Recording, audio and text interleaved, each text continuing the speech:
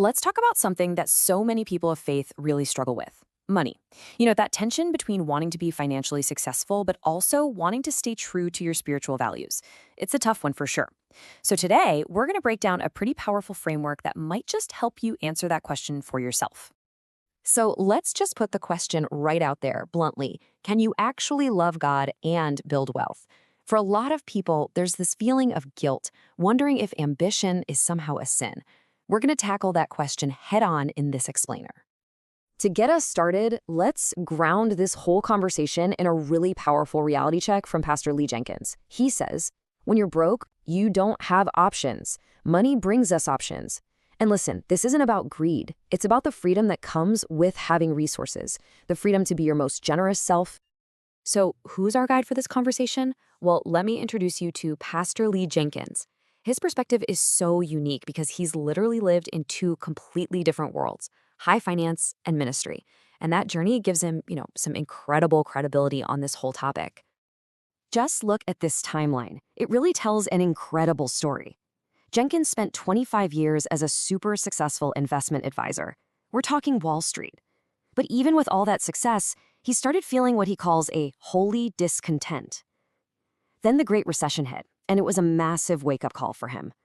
So at 50 years old, he literally walked away from a $500,000 bonus to start a church from scratch. He has truly seen both sides of the coin. So where do we even begin? Well, according to Jenkins, the very first step is to tackle the myths that hold so many of us back. It's all about reframing your mindset around money and really understanding what the Bible actually has to say about it. And boom, here it is. This is probably the biggest misconception out there. We've all heard it a million times. Money is the root of all evil. But that's not what it says. It's a misquote.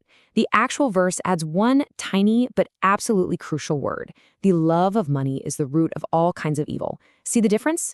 The money itself isn't the problem. It's a tool. It's immoral. The real issue is the posture of your heart towards it. Okay, so that distinction naturally leads to a really personal question, right? How can you tell if you've crossed that line? If you've gone from using money to loving money? How do you check your own heart on this? Well, Jenkins gives us a few really clear warning signs to look out for. He points to these signs right here. Ask yourself, do you crave money so much that you'd be willing to compromise who you are to get it?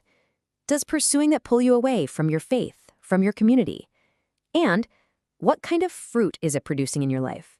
Is it bringing paranoia and sorrow, or is it bringing joy and connection? Those are the real telltale signs. And this all leads to a really crucial point, which Jenkins sums up perfectly. Money makes a good servant, but a terrible master. Think about that. When money is serving your greater purpose, it's an incredibly powerful tool. But the moment you start serving it, it becomes this destructive force that will absolutely control you. So once you get that mindset shift, it opens the door to this whole new, really empowering perspective. Instead of living from a place of scarcity and fear, we're called to move into a mindset of stewardship. But what does stewardship really mean? Jenkins completely redefines stewardship for us, and he uses the parable of the talents to do it. See, it's not just about managing or protecting what you have. In the story, the servant who just buried his talent, the one who only managed it, was called wicked and lazy. Stewardship, from this point of view, is about actively multiplying what you've been given for a bigger purpose. Okay, but wait. Multiplication. That requires risk, doesn't it? And this is where Jenkins makes this really profound connection. He says, the spiritual term for risk is faith. Wow. That fear you feel when you're thinking about investing or starting a business, that's not just fear. That's an opportunity to exercise faith, to walk by faith, not by sight. And as you do start to build wealth, here's a little piece of wisdom to keep you grounded. From his time hanging out with billionaires, Jenkins noticed something. He says, wealth whispers. Fake wealth is loud. True financial strength isn't about the flashy cars or the designer logos. It's about a quiet confidence and making a real, lasting impact. All right, so we've worked on shifting our mindset. Now let's get down to the practical application. Jenkins lays out a really clear, prioritized action plan for what you should actually do with wealth once you begin to build it. He calls it the 5 purposes of money. So here's the priority list, and the order is key. Number 1, advance God's kingdom. Number 2, support your family. 3, fund your unique calling in life. 4, help other people. And then finally, number 5, you get to enjoy it. Did you catch that? Enjoying the fruits of your labor is absolutely part of the plan. It's just not priority number 1. Now, for a really powerful, real-world example of how all this works in action, Jenkins looked at his community and had this incredible breakthrough insight. He said church real estate is the most underutilized real estate in the world. Think about it. He saw this massive asset just sitting empty most of the week. And this right here brilliantly illustrates his solution.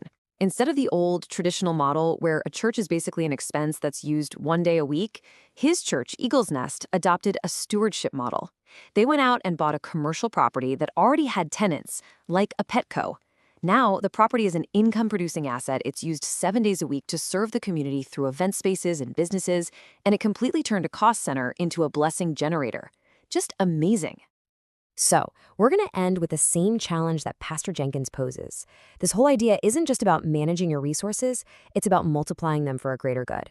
So the final question for all of us to think about is this: how will you multiply what you've been given?